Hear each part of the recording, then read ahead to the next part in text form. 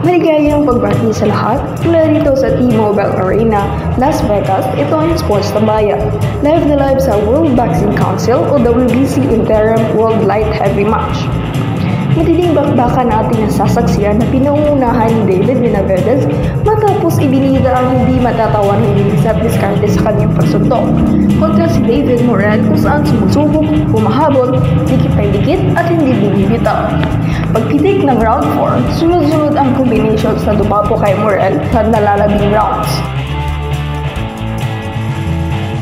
Habang sa round 11 ay sinubukan sila ni Morrell ang panalo nang napagtugong kumaya inayunsad ang knockdown na agad rin nabawi matapos nakagawa ng foul.